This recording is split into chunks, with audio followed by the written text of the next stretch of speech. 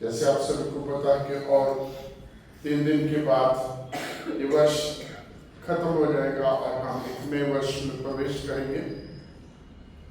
और इस बीते साल में खासकर के 362 दिन का है, तो हमारी कई प्रकार की गतिविधियां रही हैं।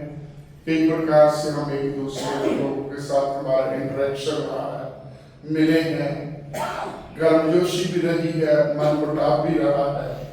कई तरीके के हमारे व्यक्तिगत जीवनों में भी जो उतार चढ़ाव रहा है और कई बातें हम हुई हैं। कई बार हम इमोशनल हुए हैं, कई बार हम जो है लापरवाह रहे हैं, कई बार हम ज्यादा ओवर कॉन्फिडेंट रहे हैं। और ये सारी चीजें जो है हमारे फैसले, हमारी एक्टिविटी सभी को खुश नहीं करते। कोई ना कोई हमारे से ऑफेंडेड हो जाता है, किसी को ठोकर लग सकती है, किसी को अच्छा लग सकता है, किसी को बुरा लग सकता है। इन तमाम चीजों के बीच में जो पौलुस प्रेरित की कुरिन्थियों के नाम पत्री है जो आज हमारे बीच में पढ़ी गई है, उसका 3रा अध्याय और विशेष करके उसके 12 वचन से हम 17 वचन तक पढ़ते हैं और उससे पीछे और जाए तो 5 से 8 इन वचनों को जब पढ़ते हैं तो हमारे व्यवहारिक जीवन की बात है और जिंदगी में एक नवीनीकरण की बात है, एक नए ढंग से अपने जीवन को व्यतीत करना और खास करके अपने को-बिलीवर्स के साथ, अपने साथियों के साथ, अपने इस एक बड़े जो परिवार है कलीसिया के रूप में, इसके साथ इस समाज की सोसाइटी में किस प्रकार से हमें लोगों के साथ रहना है और जो हमारे जिंदगियों में कमियां, घटिया, कमजोरियां आ जाती हैं, हमें अपनी कमी को एक्सेप्ट करते हुए दूसरों की कमियों के साथ उनको एक्सेप्ट करना है ताकि हमारा जीवन प्रभु की महिमा, प्रभु की स्तुति, प्रभु की प्रशंसा हमारी जिंदगियों से होने पाए। और जब हम जो पैसे जो आज पढ़ा गया है कुरिन्थियों की पत्री, उसका 3रा अध्याय और उसके 12वें वचन में हम जब पढ़ते हैं तो यहाँ परमेश्वर का पवित्र वचन कहता है कि इसलिए परमेश्वर के चुने हुओं की नाई चुने के समान जो पवित्र और प्रिय हैं, बड़ी करुणा, भलाई, दीनता और नम्रता और सहनशीलता धारण करो। और यहाँ जो है स्टार्ट ही जो है 5 चीजों को, जो 5 खूबियों को या 5 गुणों को जो है एक्सेप्ट करने के लिए, धारण करने के लिए, अपने जिंदगी में इनको अडॉप्ट करके, इनको डेवलप करने के लिए, विकसित करने के लिए परमेश्वर का वचन कहता है 5 चीजें कि उन लोगों की तरह जो परमेश्वर के चुने हुए हैं और परमेश्वर के प्रिय हैं। प्रभु ने जिनको चुना है और प्रभु जिनको बहुत ही प्रिय मानता है, बहुत ही प्यार करता है, उन लोगों की तरह जो पवित्र है, जिनकी जिंदगियां प्रभु के लिए समर्पित है, प्रभु के लिए अर्पित है, जो प्रभु के वचन के अनुसार हमेशा चलते हैं, प्रभु की मर्जी को पूरा करने के लिए जो हमेशा प्रसन्न रहते हैं, उन लोगों की तरह हमें अपनी जिंदगी में एक दूसरे के प्रति, एक समाज में रहने के लिए हमें अपने जीवन में इन चीजों को इख्तियार करना है। और सबसे पहले है बड़ी करुणा, भलाई, दीनता, नम्रता और सहनशीलता। और ये कुछ ऐसी चीजें हैं जो हमारे जब सभा में मिलती हैं, हमारी जिंदगी के जब गुण बनते हैं, तो ये हमें समाज में एक अच्छे नागरिक की तरह, एक विश्वासी की तरह जीवन व्यतीत करने के लिए हमारी अगुवाई करते हैं। बड़ी करुणा के साथ, है ना, जब हम लोगों के साथ पेश आते हैं तो करुणा, कंपैशन, एक दूसरे की कमी, गलती, कमजोरी, विपरीत परिस्थिति में करुणा, दया के साथ, सहनशीलता के साथ और अपनी जिंदगी को नम्र और दीन करके और फिर जो है प्रभु की महिमा के लिए व्यतीत करने के लिए, इस प्रकार की हमारी जिंदगी होने के लिए कहता है। और फिर जब 13वां वचन पढ़ते हैं तो 13वें वचन में जैसे हम सब कई प्रकार से जो है इंफॉर्मेशन हमारे पास आ रही है। जैसे ही हम कहते हैं ये आखिरी साल है, आखिरी दिन है, आखिरी महीना है, आखिरी हफ्ता है, आखिरी 2-3 दिन है, तो यदि भूल चूक इस तरीके के मैसेज हमारे पास आ रहे हैं कि यदि किसी का दिल दुखा है, यदि किसी के साथ ज्यादती हुई है, यदि मैंने कोई गलती की है तो माफ करें, है ना। इस तरीके के मैसेज व्हाट्सएप हमारे पास आ रहे हैं, फेसबुक पर, सोशल मीडिया पर हमारे पास आ रहे हैं, हम पढ़ रहे हैं, हम भेज रहे हैं। तो वही चीज जो है यहाँ परमेश्वर का दास पौलुस कहता है कुलुस्सियों की पत्री में, कुलुस्सियों की कलीसिया को, कि यदि किसी को किसी के ऊपर दोष देने का कोई कारण हो तो एक दूसरे की सह लो, है ना। यदि किसी को किसी के ऊपर दोष देने का कोई कारण हो तो एक दूसरे की सह लो, और जिस प्रकार परमेश्वर ने आपके अपराधों को क्षमा किया वैसे ही तुम भी एक दूसरे के अपराधों को क्षमा करो। और ये बहुत बड़ी बात है और बहुत बड़ा गुण है जिसको हमने अपनी जिंदगी में विकसित करना है, कि यदि किसी को किसी के ऊपर दोष देने का कोई कारण, हमारी जिंदगी में हमारे जो है सर्कल में बहुत सारे लोग होते हैं, बहुत सारे ऐसे लोग होते हैं जिनके लिए कुछ ना कुछ गिले शिकवे हमारे होते हैं। बात बात में कोई ना कोई पॉइंट ऐसा मिल जाता है कि हम गिला शिकवा करते हैं, हमें कमी निकालने का, कमियां हमारे सामने आ जाती हैं। और प्रभु का वचन यही कहता है कि हमें यदि किसी के प्रति, किसी के लिए दोष निकालने का, उसकी कमी निकालने का हमारे पास उचित कारण है, पूरा राइटफुली हमारे पास अधिकार हो, तो भी क्या करना है, हमें एक दूसरे के साथ एक दूसरे की सह लेना है। We have to bear with each other, उनकी कमियों की, उनकी जातियों के साथ, उनके स्वभाव को के अनुसार हमें we have to bear with them, we have to live with them. हमें उनके साथ, उनकी इन तमाम चीजों के साथ लेकर के जो है हमें एक दूसरे की कमियों को सह लेना है, और इस प्रकार से हमें प्रभु के प्रेम की व्यवस्था को अपनी जिंदगी में पूरा करना है। यदि किसी को किसी के ऊपर दोष लगाने का कोई कारण हो तो एक दूसरे की सह लो और एक दूसरे के अपराध क्षमा करो, जैसे परमेश्वर ने हमारे अपराधों को क्षमा किया है वैसे ही तुम भी एक दूसरे के अपराधों को क्षमा करो। पहली बात तो उसने उन 5 बातों को बोला है कि उनको हमने अपनी जिंदगी में धारण करना, और दूसरी बड़ी बात कह रहा है कि हमें एक दूसरे के अपराध क्षमा करने हैं, और एक दूसरे के ऊपर जो है जो भी एक दूसरे के साथ हमें सहनशीलता को अख्तियार करना। बहुत बार ऐसे समय आते हैं हमारी जिंदगियों में कि जब हम देखते हैं कि हमारे सामने जिसके साथ हमारी डीलिंग है वो पूरी तरह से गलत है या गलत दिखाई दे रहा है। ऐसे समय में हमें जो है ऐसे लोगों के साथ सहनशीलता दिखानी है। कैसे? जैसे परमेश्वर ने सहनशीलता दिखाई, जिस प्रकार से परमेश्वर ने हमारे साथ डील किया, और अक्सर कोट किया जाता है भजन संहिता 103 उसके 10, 11, 12 वचन कि उसने हमारे अपराधों को हमारे अपराधों के अनुसार हमसे व्यवहार नहीं किया, और इस प्रकार से हमारे साथ उसने किया है कि जितना पूर्व से पश्चिम दूर है उतना ही उसने हमारे अपराधों को हमसे दूर कर दिया है। या उसने हमारे अपराधों को समुद्र की गहराइयों तक पहुंचा दिया, हमारे अपराधों को समुद्र की गहराइयों तक पहुंचा दिया, जहाँ काली घटा की तरह उड़ा दिया। अभी इन बातों को देखिए कि समुद्र की गहराइयों तक परमेश्वर ने हमारे अपराधों को कर दिया, जिसे बोलते हैं उसने दफन कर दिया है, काली घटा की तरह उड़ा दिया है ना।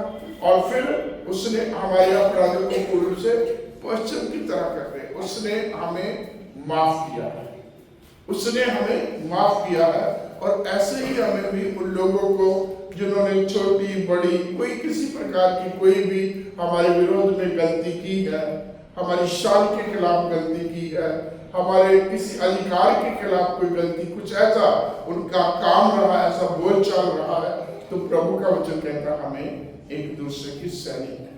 और बड़ा अच्छा उदाहरण आता है यूसुफ, जो पुराने नियम में उत्पत्ति की पुस्तक में पाया जाता है, और यूसुफ जो नए नियम की मत्ती की इंजील में पाए। दोनों यूसुफ है, और दोनों ही देखिए कितना सहनशीलता से, कितना जो है कंप्रोमाइज, पॉजिटिवली कंप्रोमाइज करने वाले। एक तो मजबूरी में कंप्रोमाइज करना या किसी लालच में आके कंप्रोमाइज करना, एक वो आदमी एक वो कंप्रोमाइज जो एक पॉजिटिव है for the glory of God, परमेश्वर की महिमा के लिए। इस प्रकार से यूसुफ को देखिए कि यूसुफ के साथ कितनी नाजायज हुई। जब वो अभी बालक था, बाल्यावस्था में था, तो बचपन में उसकी उस बचपन का सारा जो एडवांटेज था सारा का सारा खत्म हो गया। बचपन में उसके भाइयों ने उसको इस्माइलियों के काफिले में बेच दिया, और वो घर से बेघर, देश से परदेश, और जो है किसी के घर का एक बंधुआ मजदूर, डोमेस्टिक सर्वेंट होकर के वो काम करने लगा। एक बच्चा जो बाप का दुलारा था, बाप का प्यारा था, बाप उसे बहुत प्यार करता था, अब वो किसी दूसरे देश में, किसी दूसरे के घर में एक जो है सेवक की तरह, एक मजदूर की तरह काम करना। वो भी मजदूर जो बंधुआ है उस जगह से वो वापस अपने लोग के बीच में नहीं आ सकता। इस प्रकार से उसकी जिंदगी होगी। और इतना ही नहीं, उसका बचपन वहां खराब हुआ, और आगे जा बढ़ते तो इस प्रकार से उसके ऊपर एलिगेशन लगते हैं कि उसकी जवानी भी खराब हो जाती है, और वो जेल में डाल दिया जाता है। और परमेश्वर ने जब उसके ऊपर अनुग्रह, जब उसके पास अधिकार आया, और वो लोग जो उसकी इस दुर्गति के जिम्मेवार थे, जब उसके सामने आए तो उनको उसने माफ कर दिया। उनके किसी प्रकार का जो है उनसे कोई दुर्व्यवहार नहीं किया, या उनसे कोई बदला नहीं लिया। उसके पास पूरा अधिकार था, पूरा राइट था। जैसे वचन में पढ़ा ना कि यदि किसी को ऊपर दोष देने का कोई कारण हो तो एक दूसरे की सह हो। उसके पास पूरा कारण था, हिसाब मांग कर सकता था। मेरा बचपन का हिसाब दो, मेरे जवानी के वो दिन बताओ, मेरे साल वो बताओ जो मैंने जेल में बिताए, तुम्हारी वजह से मैं यहाँ तक पहुंचा हूँ। लेकिन उन्होंने अपने भाइयों से या किसी और से किसी प्रकार से कोई हिसाब नहीं मांगा, बल्कि उनको माफ कर दिया। जब वो भाई लोग उसके सामने आते हैं, उनके पिता की मृत्यु के बाद, जब हम उत्पत्ति उसके 50वें अध्याय में आते हैं, तो अंतिम वचनों में आता है कि भाई लोग पिता की मृत्यु के बाद अब डरे हुए हैं, और उसके पास आते हैं, यूसुफ के सामने आते हैं, उसके एक भूमिका बना करके उसको बोलते हैं। तो वचन में लिखा है, उनकी बातें सुनकर के यूसुफ रो पड़ा, और उनसे फिर आगे कहता है कि जिन जिन बातों में तुमने मेरे साथ बुराई की है, उन्हीं बातों में परमेश्वर ने मेरे साथ भलाई की है। और परमेश्वर उनको जो यूसुफ जो है बिल्कुल माफ कर देता है। राजा था, सेकंड इन कमांड था मिस्र में, ये कहा जाए को प्रधानमंत्री था, फिरौन के बाद उसका नंबर आता था। तो वो चाहता तो वो अपने उन दिनों से, जिस दिन उनको इस्माइलियों के हाथ बेच दिया गया था, तब से लेकर अब तक एक दिन का, एक पल का, अपनी एक पीड़ा का उनसे हिसाब ले सकता था। उनको जिंदगी भर में जेल में डाल सकता था, किसी प्रकार की जो है किसी प्रकार की उनको सजा दिलवा सकता था। लेकिन ऐसा नहीं किया उसने।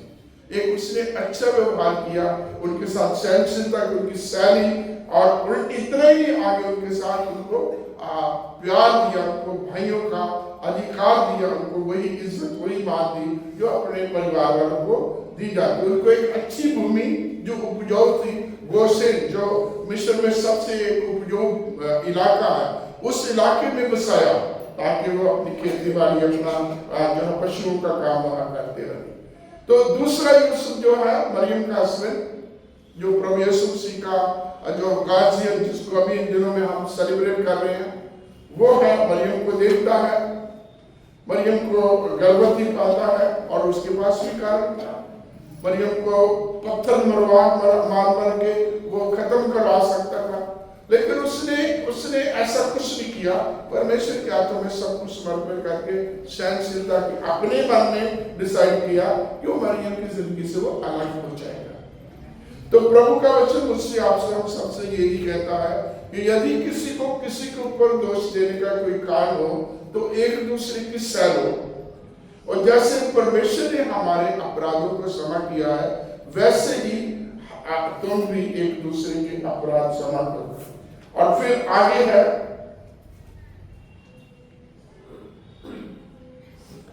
14वां वचन, इन सब के ऊपर प्रेम जो सिद्धता का कटिबंध बांध दो, है ना। जो अगली चीज है, तीसरी बात जो कहता है प्रेम को बांध दो, जो सिद्धता का कटिबंध जो जोड़ता, जो एक दूसरे को जोड़ता है ना। क्या कहते हैं, शब्द तोड़ता है, आत्मा जोड़ता है। और यहाँ वही बात प्रभु का वचन कह रहा है कि प्रेम को जो सिद्धता का कटिबंध है। प्रेम के बारे में हम बहुत कुछ पढ़ते हैं, परमेश्वर के प्रेम से लेकर के आगे प्रेम की बात होती है। और जब हम प्रेम की बात करते हैं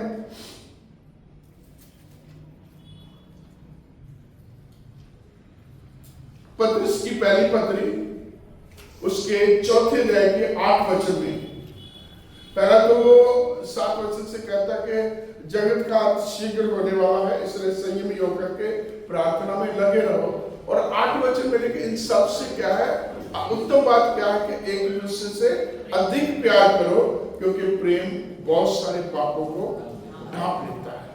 और ये बहुत प्रेम जो है हमारी जिंदगियों में होना बहुत जरूरी है। और जब हम किसी जिससे प्रेम करते हैं, जिसके साथ हमारा लगाव होता है, जिसको हम लाइक करते हैं, उसकी हर प्रकार की हम कमी को, उसकी हर प्रकार की बुराई को हम कवर करने की, ढांपने की, उसके साथ जो है बेर करने का कोशिश करते हैं।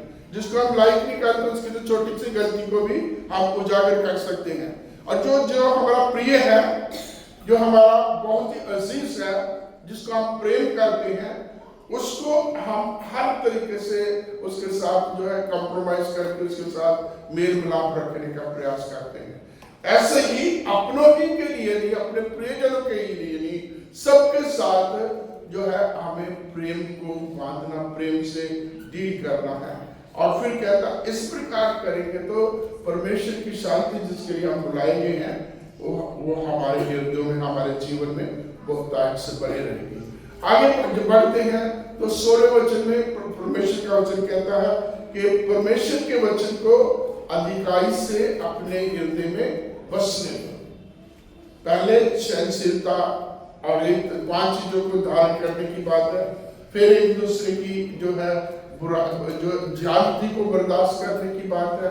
फिर एक दूसरे के पापों को माफ करने की बात है। फिर चौथी चीज है कि हमें अधिक प्यार करना है, एक दूसरे से प्रेम करना है, मसीह के प्रेम को हमें अपनी जिंदगियों में दर्शाना है। और 5वीं चीज जो कह रहा है कि परमेश्वर का पवित्र वचन हमारी जिंदगियों में अधिकाई से बसना चाहिए। परमेश्वर के वचन को अधिकाई से अपनी जिंदगियों में, अपने जीवन में बसने दो, क्योंकि परमेश्वर का वचन है जो जिंदगी के हर समय, हर पहलू, हर जगह, हर कदम, हर हालात में परमेश्वर का पवित्र वचन जो हमारा मार्गदर्शन करता है। समय कोई भी क्यों ना हो, समय मुश्किल का हो, समय परीक्षा का हो, समय तंगी का हो, समय किसी प्रकार का क्यों ना हो, जब परमेश्वर का वचन हम हमारे हृदय में, परमेश्वर के वचन को हम थामे हुए हैं, तो हर समय, हर हालात में परमेश्वर का वचन हमारी अगुवाई करेगा। परमेश्वर का वचन जो है हमें हर समय उन तमाम परिस्थितियों के साथ लड़ने का या उनका सामना करने का हमें कुवत देगा, हमें शक्ति देगा। परमेश्वर का वचन परीक्षा में स्थिर रहने के लिए, परमेश्वर का वचन और तरह के और जगहों पर जो है हमें जो है लोगों के साथ पेश आने के लिए हमारी अगुवाई करता है। तो परमेश्वर के वचन को अधिकाई से अपने हृदय में रखें।